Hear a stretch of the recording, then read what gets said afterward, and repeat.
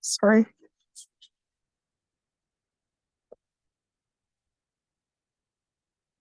Oh, it should be on. Okay, can you hear me now? You can hear me? Okay. So this is the study guide for OLC 40. We are in term 1A, and my name is Jillian Percy. And so we're going to go through the study guide and walk through what we need to know for this course. All right, this course is designed to help you acquire and demonstrate the cross-curricular literacy skills that are evaluated by the Ontario Secondary School Literacy Test. If this course is successfully completed, it will meet the provincial literacy requirement for graduation and also be counted as a full credit in English. Throughout the lessons, you will develop the skills necessary to improve your English grammar and writing ability. You should have received the following. In addition to the study guide, you should also have units 1 to 4 and the novel Jimmy Comes Home. You may submit your completed assignments to the instructor or to the DEC. If you do not have those items, please contact me as soon as possible. You will need them to complete this course. The unit assignments, all of them together, work out to be 70% of your grade. The culminating activity in Unit 4, which is a portfolio, is 10% of your grade, and the final exam is 20% of your grade. At the end of each week, please make sure that you send all the work that you've completed. I know people want to wait and often send it to the end, but then there's a lot of assignments to do at once. I need to get material from you on a regular basis so that I can make suggestions on how to improve your work. It is also very important that I have a contact number and or an email where I can reach you or leave a message. If you're able to, please give me a call or shoot me an email as soon as you get your materials. Course delivery. If this is term 1A, which right now it is, this course runs from September 5th to November 3rd, Monday to Thursday from 3 o'clock to 3:50. You can join us live through Zoom, or it will be recorded and uploaded to YouTube later on if you want to listen to it then. This is a tentative class schedule. Things may change as we go through. Unit 1 is going to be covered during week 1, week 2, and week 3. It's a big unit. Unit 2 goes for week 4 and week 5. Unit 3 is week 6 and week 7. Unit 4 is week 8, week 9. That is also when you'll be handing in your final portfolio and doing your exam. Okay, 5 things you can do to stay organized. Read through the study guide to make sure you understand what the course is all about. Contact me or your teacher as soon as you start your course to introduce yourself and to verify that you've received your course materials. Now is the time for that. You don't want to wait for 3 weeks from now, because then it'll take us a little while to get things to you as well. So let us know right now. Plan to attend class or view the class recordings on YouTube regularly. Use the websites listed in the lessons. Finally, set your own goals for when you can finish each assignment. It's okay to make a goal and change it later, but you do need a plan to start off with. Really, this course requires about an hour every night. There are a lot of assignments. You don't want to leave it to the weekend, and you definitely don't want to leave it to the last week because there's just too much to get finished for that. So here's our goals. For Unit 1, please try all the assignments done by week 4. For Unit 2, please have all the assignments done by week 6. For Unit 3, please have all the assignments done by week 8. And Unit 4, have all the assignments done by week 9. That is also when your portfolio and your final exam will be due. That's why I'm saying you don't want to wait to the last week to do all those assignments. It will be too much. All right. There are so many ways to reach us, okay? First, the studio, while I'm doing the live Zoom call, can be reached at 1-800-465-7144 or 737-4017. You can also reach just the general WASA office at 1-800-667-3703.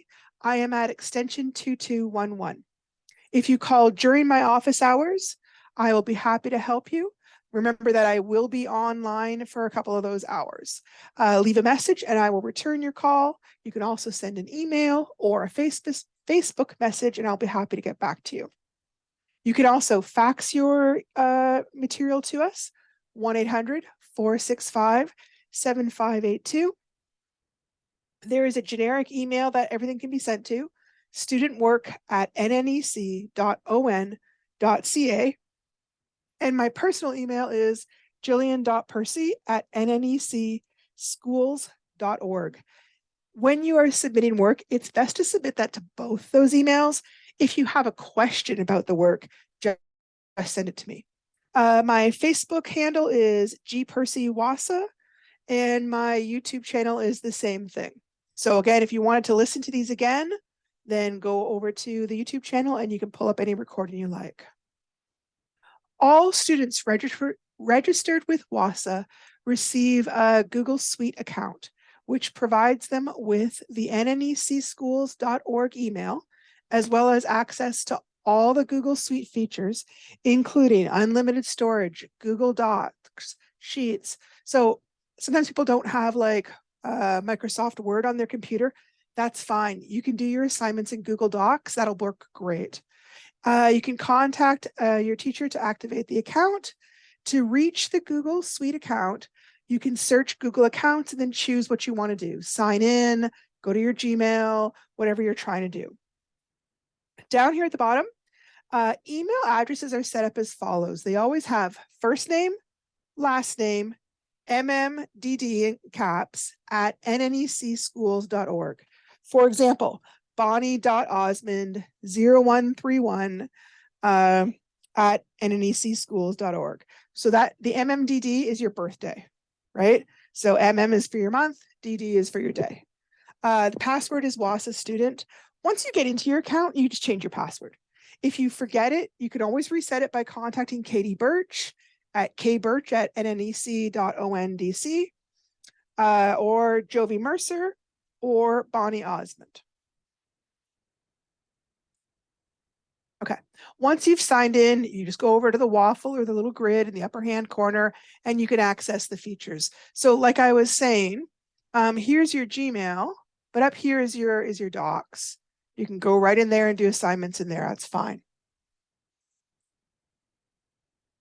On-air protocol. If you do call in to talk to us, please make sure to listen and participate. Pay attention to the material being studied and participate rather than try to catch up on earlier assignments. Please don't surf the internet unless it's part of our on-air work. Work on any current assignments given. We'll give you the time online to do so. Please use polite language.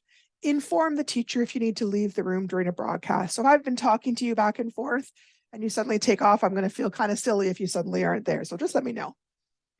When you are asked a question, please answer to the best of your ability. If you don't understand the question, just respond with, like, I'm sorry, but I don't know, or could you rephrase that question, or I need a little more time to think of an answer, or could you please ask someone else? I don't know. Please remember to be careful with spelling and grammar. Plagiarism is a serious offense. Plagiarism occurs when a student borrows words or ideas from a source without giving credit to the source. So if you submit another person's work as your own, or if you copy and paste from the internet without crediting the source, or if you just copy your answer directly from a textbook, those are all examples of plagiarism. And those are considered a form of cheating. So please do not plagiarize. If you're unsure, if you have a question in your mind as to whether something counts as plagiarism, ask me. I don't mind being asked, but you do not want to hand in work that belongs to somebody else. Expectations for writing. The clear and correct use of the English language is an important part of all WASA courses. Your instructor expects that you will complete your assignments using correct sentences and well-written paragraphs, unless the assignment says otherwise. Spoken language and written language are not the same. You, like everybody else, often speak in incomplete sentences, using voice and facial expressions to fill in gaps in the meaning so that your listener can understand your message and how you feel about it. However, when you write, your reader cannot hear your voice or see your face. So you need to be able to use words and punctuation marks in such a way that your reader can understand exactly what you're thinking. So here's an example. Let's say somebody says to you, "How are you doing?" And you say, "I'm okay." And then you make a little hand gesture back and forth, meaning, I'm sort of okay, I'm sort of not. In writing, we can't see your hand gesture, so you would have to add some words to explain that. By the same token, let's say in a conversation, somebody says, "What's your favorite color?" You would just say green. But in writing, you have to give the full sentence. You would say, "Green is my favorite color." So writing is a little more formal than when we're just speaking to our friends. So you need to be conscious of that when you're doing assignments. All right. I'm going to skip over that part. Computers are very important in our culture, and computer users have invented a lot of short forms of common words and expressions. For example, you, LOL, the number 4 for the word for. Those terms are totally acceptable in an informal email message to your friend and when you're chatting online, but they are not expected in academic or workplace writing. So please do not use those kind of short forms when you're handing in assignments. Speaking of computers, you are encouraged to word process your written work. Word processing helps in a number of ways. It allows you to revise and edit your work without having to rewrite the entire draft. And the spell grammar check features can alert you to grammar and spelling mistakes. Please keep in mind that your instructor must be able to read your work in order to mark it. If you are unsure about how readable your handwriting is, please print or type your answers. Faxed assignments must be typed or written in ink, not in pencil. Pencil doesn't show up well enough on the fax assignment, it just fades away. Assignments completed in pencil can be submitted via the WASA Express. Please remember to use language on air that is appropriate for a school and workplace environment. Words or expressions that are vulgar, for example, "Oh, that sucks," or obscene, like swear words, are not acceptable either orally on the air or in your assignments. If you're in doubt at all, leave it out or ask your instructor where you're at. All right, let's go on to the next bit here. Okay, this is just all the different ways that you can reach or access this class. You can attend it live. It gives you the Zoom link right there. You can watch the recorded classes on YouTube. You can ask for a USB of the recorded classes. If you're somewhere where you don't have access to that, to like live internet, you can always just watch it on your computer from a USB. Other resources, if you need help with spelling or grammar, here's a little link to some spelling and grammar resources. If you need help with writing a resume, here's a link for writing a resume. Whether you are a radio Zoom student or an independent learning student, you really are encouraged to listen or watch to these classes. They are pretty crucial for understanding the assignments, and there may be times where I give you instructions slightly different orally than what's in the assignment book. So you really do want to listen to these.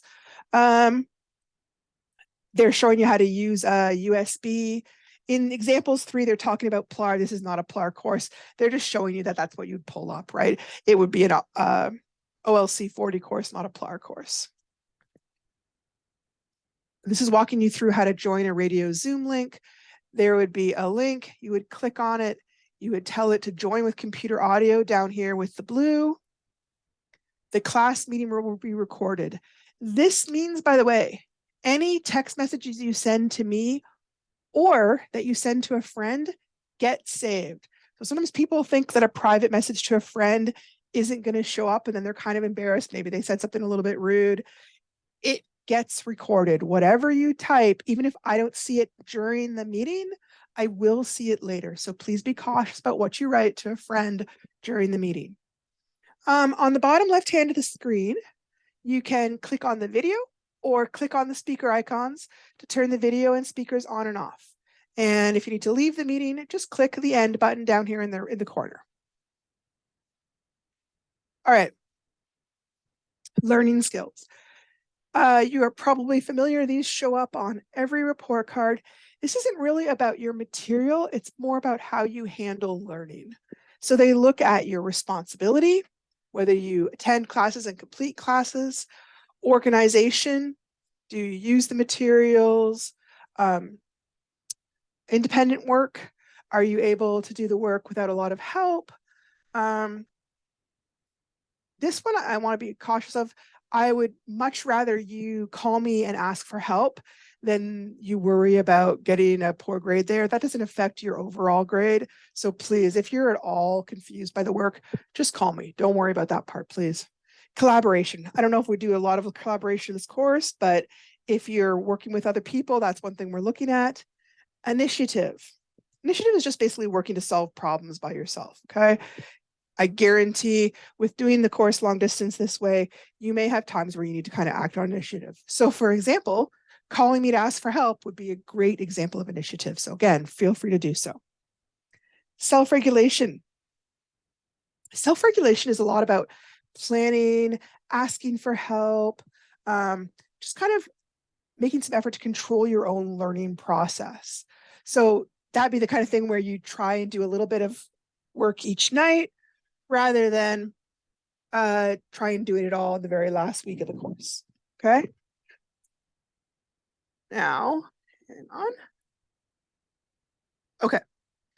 This next material is not in your study guide. This is just material I added to kind of talk through some things. Sometimes when you get this material, you're getting the entire package all at once. It can be overwhelming to look at. So taking a few moments to plan ahead can make a huge difference in how successful this course is. So take a moment now and think about a time when you were really able to focus and get work done. Because everybody works best under different conditions. So what works best for you? For example, who do you work best with? Do you like to be alone?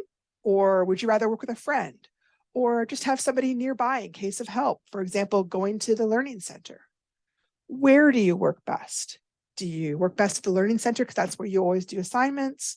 Or maybe at a kitchen table where things feel more comfortable? Or maybe in a spot in your bedroom where it's really quiet, no one can bug you? How do you work best? In silence? Do you like to have some music in the background to help drown out distractions? Do you need a snack nearby to help keep you focused so you don't start wandering into the kitchen? What time of the day is your best thinking time? This is one of the big ones. Everybody has times of the day when they're really strong, and other times when they're kind of a little more tired, a little more worn out. Are you best right after dinner or early in the morning after the kids go to bed? Try to find the same time every day so it just becomes a habit to sit down and try and get some work done. Especially if you need to listen to these on your own, you want to make sure you've got time to listen to the recording, which is close to an hour, and then another hour to work on the actual assignments. So it is kind of a significant time commitment. You want to make sure you've thought ahead for how this is going to work. And then last little bit is just a cute little graphic. I have plans, big plans. Remember, you can always change your plan if it doesn't work out the way you thought it would. So take a moment right now to just write down your work plan. Who do you work best with? Where do you work best? How and when is the best time to work? While you're thinking about that, I'm just going to pull up Unit 1. So when you get finished that, look for Unit 1, okay?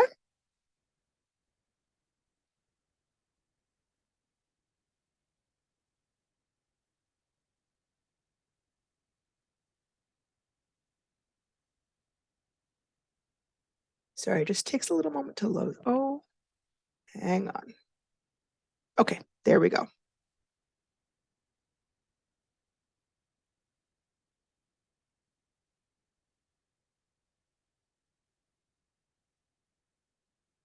Okay, so hopefully you've made your work plan and now we are on Unit 1. Again, this just goes through all the different ways to reach me, basically. Okay, we've talked about this part already. Okay, there are a lot of assignments. We're going to kind of go through and take a look at some of these. Let me see. I'm just going to try and make this a little tiny bit smaller so I can see where it's at. That work. Okay, can you still see, guys? Can you guys see that okay? That looks a little bit not so good, I don't think. Hang on. Okay. So again, we talked about this, but the coursework counts for 70, the portfolio counts for 10, and the final exam counts for 20%. In Unit 1, they call things a lesson. Usually a lesson is more like a big concept, and each big concept has about 5 assignments, okay? So it isn't just one lesson per day. One lesson might take like a week to finish things, okay? So here you can see you've got 5 assignments. Number 1 is on the grandfather teachings. Number 2 is about growing up in your community. Number 3 is communication skills. Number 4 is your temperament. And number 5 is a journal entry about yourself. Okay, and you can see here for each lesson, we have a whole bunch more assignments. So I'm not going to go into Unit 2, but you can see right here, there is 5 main lessons, and each lesson has multiple assignments, okay? We have about 3 weeks to try and get that all done. Okay, I'm going to go on to the next bit.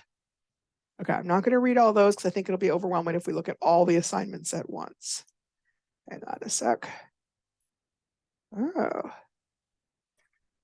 Okay. Lesson 1 is all about me. This is about the 7 grandfather teachings. This part is worth about 20 marks. Welcome to the Ontario Literacy course, OLC40. This course has been designed with you, the student, in mind. One of the indirectly stated themes in the novel you're going to be reading throughout this course is the importance of walking the red road or the right path in life. You're going to travel this road with Jimmy. Jimmy is the main character in the novel, Jimmy Comes Home, as he struggles with various issues that in some way affect all of us. Along the way, Jimmy has opportunities to choose which path he will travel. Like all of us, Jimmy is not perfect. However, he has resources, including the elders of his community, who try to help him. Robert Checkwich, the author, has woven the 7 grandfather teachings into the fabric of his book through the actions or not, rather than their words. So they don't spend necessarily a lot of times talking formally about the 7 grandfather teachings, but if you're paying attention, it comes through in all the actions and how they're guiding the boy Jimmy through his choices. Before we take one step into this course, we need to visit these teachings as they will become your greatest teacher, both throughout this course and throughout your life. So this is one story of how the grandfather teachings came to the people. Your community or your family may not find the 7 teachings important or valuable. However, it's the hope in this course to be respectful of all teachings.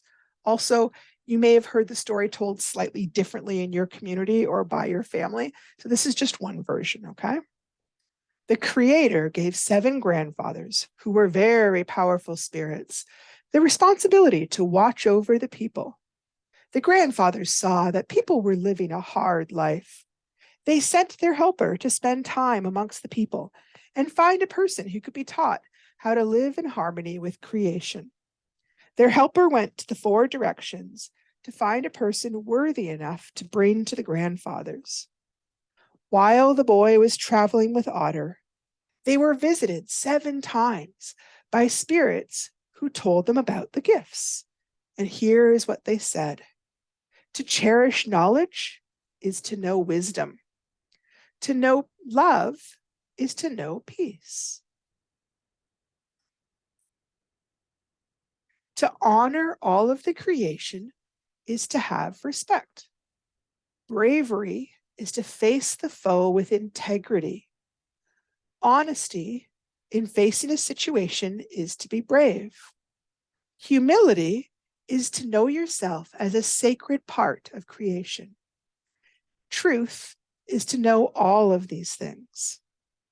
Otter returned to his friend, who, because of all the time spent in the spirit world, was now an old man. The old man gathered all the people around and told them of his journey to the 7 grandfathers' lodge. He explained how to use the gifts. He explained that the opposite of any of the gifts would lead to ruin. He gave them the understanding of opposites. It was now up to the people to follow the path laid out before them. The old man gave them all they needed for the development of the spiritual side of life.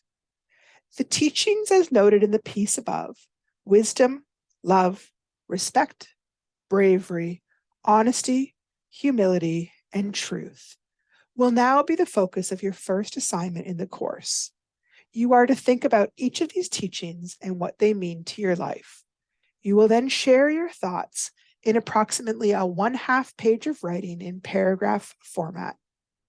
You might want to write down some ideas about each teaching to help you get started with your writing. So, for example, with regards to wisdom as a teaching, you might want to include such words as knowledge, understanding, positive attitude. If need be, you can use a dictionary or a thesaurus for more information. As you work through this course and experience the various successes and challenges it will bring, try to keep these teachings in mind. They will help you persevere and get through any parts of the course you may find challenging. You are to write and submit 2 copies. Be careful with spelling, grammar, good sentences, and punctuation in your final copy. So for many of the assignments in this course, we do a rough copy, and then you do a final copy. So the rough copy is your place to just get all your ideas down.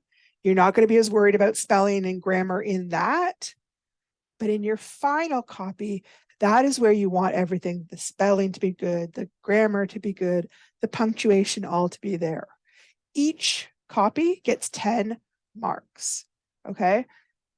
I need to see a significant difference between the rough copy and the final copy. And we'll talk a little bit more about that because it is really important. Sometimes people aren't sure how to make their writing better and they get kind of stuck. So we will definitely talk about that a little bit more later. Now, having said that, let me see here where we're at. Okay, so here's an example of my brainstorming. So brainstorming ideas for truth. Okay, so if I was going to think about what are some things I could write about in a paragraph about truth, I could write about what harm lies do. I could write about how not telling the truth breaks the trust. I could write about how the truth is often easier to remember than what lies you've told. I could write about how truth makes me feel proud of myself. I could also write about how not telling the truth might make me feel guilty or might make my conscience feel kind of yucky. I could write about my grandmother or my gukum telling me about the truth or how they are, say, a mentor for telling the truth. There's a little link here for a video if you want to hear more about the different teachings. But take a moment right now and just think, which virtue would be most important to you? Maybe it's something you've always lived by. Maybe it's a new virtue that you're just kind of incorporating right now into your life and that you really want to think about. Remember, you're only going to do a half page on this, so it doesn't have to be a whole lot, but just jotting down some rough ideas can give you a starting point for doing the writing later. All right, so take a moment now, pick one of the grandfather teachings and think about what are some of the ideas. Quickly, where's the assignment here? Okay, so remember the teachings are wisdom, love, respect, bravery, honesty, humility, and truth.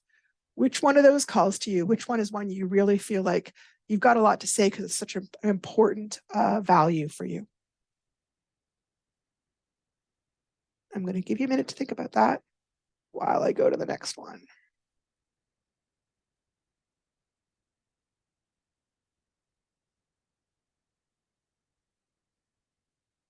Okay, so this next page is just kind of a help page, all right? Up top, they've put a list of some of the words that are commonly misspelled. Often I find with these things, it's because people aren't sure, well, do I put 2 C's or 1 C? Do I put 2 L's or 1 L? Or when there's 2 vowels, I can't remember, is it the I first or the A first? So this is just a quick resource to use for some of the common words that get misspelled. Obviously, you can also use a dictionary. You can use the spell check in Google Docs, but just you do want to be conscious of your spelling and find ways to kind of look for it. The other list here is some of the ways that words get misused commonly in English, okay? These are things I will be checking for, so I did want to kind of go over them really quickly. So I'm going to go over one by one. Just make sure this is working here. Okay, so for example, there's two different words. They sound exactly the same. This first one with just the plain S is a possessive. So I could say the truck broke its tire, or the dog hurt its leg. It belongs to the dog. It belongs to the truck. This one is a short form. IT apostrophe S is short for it is. So it is beautiful. It's beautiful. It is my birthday. It's my birthday. The next one is lose versus loose.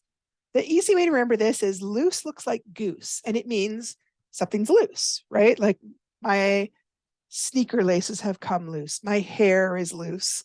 The boat got loose. The next one with just the 1-O, it kind of sounds like it's got a Z. We say it like lose. And that's what's been gone missing. Where did you lose your necklace? Where did you lose your money? All right, next check. These ones sound almost the same, than and then. So the first one we use for comparisons. I am older than my sister. I am smaller than my mom. I am smarter than my brother. The THEN is about timing. And it's talking about an order, like first, we're going to check our gear. Then we can go fishing. First, let's go shopping. Then we can make some supper. Okay? Sometimes, unfortunately, a very small spelling difference in English can make a completely different word. This is probably one of the most confusing ones for students everywhere. These three words all sound the same. There, and there. This one is like saying somebody's at a location. They are over there. This one is possessive. It belongs to them. It's their assignments. It's their car, right? It's their purse. And the last one is a short form, just like it is, okay? It means short for they are. So when you're doing that one, obviously kind of put it back into the long form, they are. Does it make sense? Like I couldn't say he left it over, they are. That doesn't make any sense. Or the students have submitted they are assignments. So if you walk it through, you can see this one, again, it looks almost the same and it sounds the same. Whose and whose. One is the possessive. Who does it belong to? Whose books? Whose shoes? The other one is a short form. Who is going to the store with me? And again, another one where they sound almost the same, your and your. This one is, again, the possessive sense. It's your money. Is it your hat? Is it your house? And the other one, the you are, is the short form again. You are a wonderful friend, or you're a wonderful friend. You are going to the store. So if you find those are tricky for you, this is a little reference guide to run back to and take a look at when you're proofreading your writing for us. All right, let's look at the next bit. Okay. Before we went any further, I kind of wanted to talk about sentences real quick, just because sometimes this is a spot of confusion. Sometimes people do sentence fragments where they've left off a chunk of the sentence, or sometimes they do run-on sentences where they just kind of put all their sentences together in one big sentence. So both of those don't quite work for us. We're going to talk about it.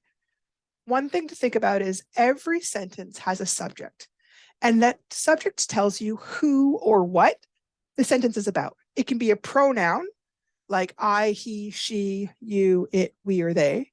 Or the subject can be a noun, which tells you about a person, place, a thing, or idea. A lot of sentences will start with the subject. In English, it's very, very commonplace to be looking for the sentence. So I'm going to grab the highlighter here, and we'll use, let's see here. Okay. Highlighter there. We'll use the blue. And first one's done for us. My mother is a kind woman. Mother is a noun. You can see it's a person, right? Next one. The lake is my favorite place to be. Okay, so I want to look at the beginning, just because that's where we said it was. The lake. Well, the lake is a place. So that's my subject. That's what the sentence is about. Truth is the most important grandfather teaching to me. Sorry, they spelled it wrong there. Here, I'm going to cross it off real quick. Right? So just like this, make a mistake, fix it. That's okay. Right? We all make mistakes. Okay. So going back to looking for my noun, you know what it is? It's weird. It's one of the ones called truth. It's the idea. That's the hardest one, I think, for people to find because it's so abstract. You can't really touch it or smell it. It's just like an idea. It's a concept. Next one. My trap line has so many good memories. Okay, so where's the noun there? Trap line, right? Again, it's another place. I love going fishing with my kids. This one's easy to miss because it happens so quick, but it's just the I, right? Remember how we talked about pronouns? They are often the very first one. It's easy to miss them. There's your subject. It's talking about I, myself. My shoemiss shows respect to everyone. Okay, what's the subject of that sentence? Shoemiss. There he is. Our big yellow dog is very funny. Now, this one's a little bit trickier because they used a lot of descriptive words. So the subject isn't right at the beginning, but it's the word dog. And you can see this whole thing is kind of the subject, but the dog is the noun. The other words are just all describing the dog. Okay. It's not right at the beginning, but it's pretty close. Next one, the red house on the corner is where my uncle lives. Okay. Our big yellow dog was the subject. The red house. Okay, well, house is the subject, isn't it? And then you can see the whole thing is the whole subject, but that's our main subject, or what they call the simple subject. Okay. Every sentence has to have a subject. It just isn't grammatically correct if it's not. It's one of the things we often drop when we're talking to people, because often they know what we're talking about or who we're talking about. So we just don't even bother with them, right? But in this case, it's kind of important when you're writing to get used to doing it. Okay. Where do we end up? All right, this is just talking about the same thing we were discussing. Every sentence must have a subject or a verb. It must express a complete thought. The noun is the person, place, or thing the sentence is about. The verb is the word that tells the reader what the subject is doing or what they're being. Like maybe I am happy. Well, am is your verb, right? So they give us an example. For example, I stayed in the house on the weekend because of the heavy rain is a sentence because it has a subject, I, a verb, stayed, and it communicates a whole thought that makes sense on its own. If we just said I stayed, it doesn't really make sense of like stayed what, stayed where. It doesn't really tell us enough. However, if we just written because of the heavy rain, that's not really a sentence because it doesn't tell us who, and it doesn't really tell us the meaning either. Okay, I'm going to back up one here. Hang on a sec. Okay. So here's like a little practice example. Often people have trouble. There's action verbs, which you can picture, you can do, and then there's what they call the state of being verbs. Those are the tricky ones for people to see. Okay. So we're going to walk through the action verbs first, and then we'll do the state of being verbs first. I often find the biggest help is to look for the noun because a normal amount of time, the verb is right after. Okay. So for example, my dog likes to swim. Well, there's my noun. And then there's my verb right after. What is my dog doing? He likes to swim. Here, we is my noun.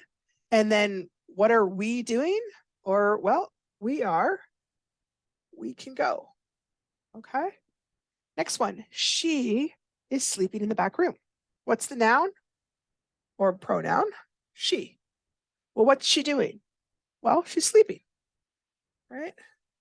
Now, just to point out, the whole thing is the predicate, right? The whole rest of the sentence is what we call the predicate. But the verb is the driver. It's like an engine for a car. You have to know what they're doing. If I just wrote my dog swim, doesn't quite make sense, or we store, doesn't make sense. You got to have the verb that tells what they're doing. Next part, that old building will fall down soon. Okay, what's our noun, first of all? The building, right? Okay. And what's the building going to do? Well, it's going to fall in this case. I mean, it's not like a person, but it's still a thing that's falling. All right. His new boat goes so fast. All right, what's our noun? Boat. And what's the boat doing? Well, basically it's going, right? The so fast is just describing how it's going, but the going is what it's doing. The eagle flew high looking for fish. What's our noun? Oh, sorry, hang on. Our eagle. And what's it doing? Well, very simply, it flew. Okay. A tiny kitten was crying under my porch. Okay, what's our noun? It's our kitten. And what's the kitten doing? Well, it's crying, or it was crying in the past. Okay. So go to the pen. Okay.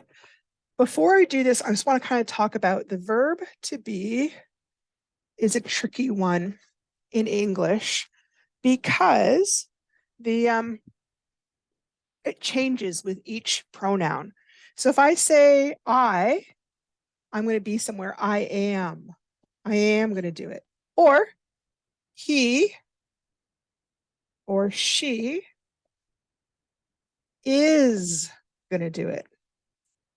Or you are. And here's the weird thing. Unlike most verbs, you can see we haven't even used the word be once. So that part's kind of confusing.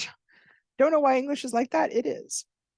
We also have it is. Okay. Those are singular. If we do the plural, we are.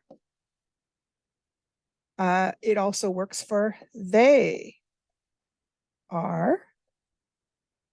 And you can be plural, like you talking to a whole group of people, and that will also be are. And again, we still haven't used the word be. That is just one of the strange things about English. The be will come up if we talk about it in the future or if we talk about it in the past tense. So for example, where's the eraser for this? Hang on a second.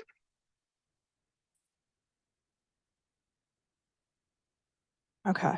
So let's say I was saying, I will be there. Okay, now we got the be in there. Or she or he will be there. Well, all of a sudden we've got the be back in there. And it happens in the past tense too, like she has been there. Okay. So it's all talking about what somebody is like or describing them a lot of the time. Okay. So looking over here, switching back to our highlighter here. Again, I'm still going to look for the noun because that's often the best way to find the verb, even when it's a state of being verb. So he is so happy. Well, you can see right here, he is our pronoun. Is our state of being. That's what it's describing how he's happy, right? But is kind of the engine for that. The boat was red. All right, what's our noun? Our noun is the boat.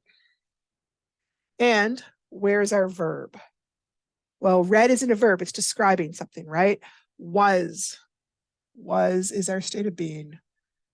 The boat was in the state of being read.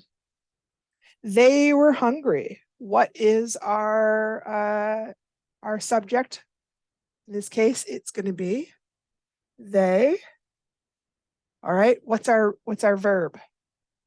Not hungry, right? It's going to be were. And you can see it just follows right after. That's a pretty common pattern in English. The moment you've got the subject, you're going to have the verb right after normally. I am taller than my brother. Okay, so what's our noun or our pronoun? I. And what's our verb? Well, it's right thereafter, right? They're kind of like friends that always hang out there. The bear is big and brown. What's our noun? The bear. Okay. What's our state of being? You can see it follows right after is. And we've got the river was shimmering, sorry. And what's our noun? Our noun is river. And then our verb is